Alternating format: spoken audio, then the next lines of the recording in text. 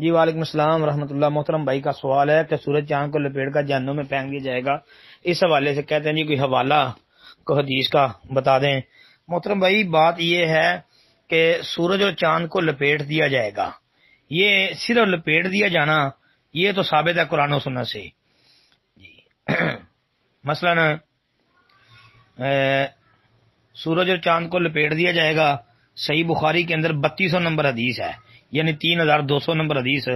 ابو ہریرہ رضی اللہ تعالیٰ عنہ حدیث کے راوی ہیں کہ نبی علیہ الصلوۃ والسلام نے فرمایا قیامت کے دن سورج اور چاند لپیٹ دیے جائیں گے۔ یہ حدیث تو صحیح بخاری کے اندر ہے۔ باقی یہ کہ لپیٹ کر ان کو جہنم کے اندر پھینک دیا جائے گا، اس بارے میں کوئی بھی صحیح صریح حدیث نہیں ہے جی۔ جتنی بھی آتی ہیں وہ ضعیف جداً یا موضوع وغیرہ ہیں، روایتیں ثابت نہیں ہیں۔ مثلا ایک روایت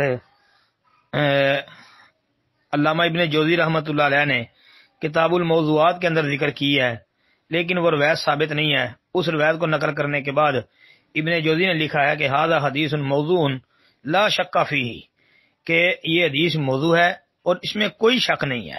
ساتھ لکھتے ہیں وفی اسناد ہی جماعت من الضعفاء والمجہولین، کہ اس کی سند میں ضعیف اور مجہول راویوں کی ایک جماعت ہے۔ اور پھر یہ بھی وضاحت کیا کہ عمر بن صبح اس میں ایک راوی ہے کہ لیس بشیء، یعنی کوئی چیز نہیں ہے وہ۔ اور امام ابو حاتم وغیرہ نے کہا ہے کہ وہ ثقہ راویوں پر حدیثیں وضع کرتا تھا۔ اور بھی محدثین نے اس پر کلام کیا ہے۔ اس بارے میں کوئی بھی روایت ثابت نہیں ہے۔ ایک روایت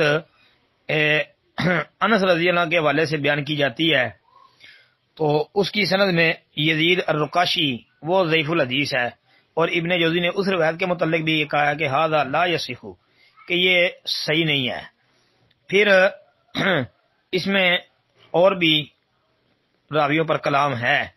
بہرحال اس بارے میں بھائی کہ سورج اور چاند کو جہنم میں ڈال دیا جائے گا، کوئی بھی روایت پایا ثبوت کو نہیں پہنچتی۔ اگر آپ کے پاس حافظ ابن کثیر رحمۃ اللہ علیہ کی تفسیر ابن کثیر ہو تو آپ تفسیر ابن کثیر نکالیں اور بسم اللہ الرحمن الرحیم اذا الشمس کورت واذا النجوم انقدرت، یہ سورۃ تکویر کی تفسیر آپ پڑھ لیں، انشاءاللہ آپ کو اس سے بھی کچھ نہ کچھ معلومات مل جائے گی انشاءاللہ۔ تو اس بارے میں کوئی روایت ثابت نہیں ہے، صرف اتنا صحیح بخاری میں آتا ہے کہ سورج اور چاند کو لپیٹ دیا جائے گا۔ قرآن میں بھی یہ بات سمجھ آتی ہے اذا الشمس کورت، اور حدیث بھی صحیح بخاری میں، باقی جہنم میں ڈالنے والی بات ثابت نہیں ہے جی۔ السلام علیکم ورحمۃ اللہ وبرکاتہ۔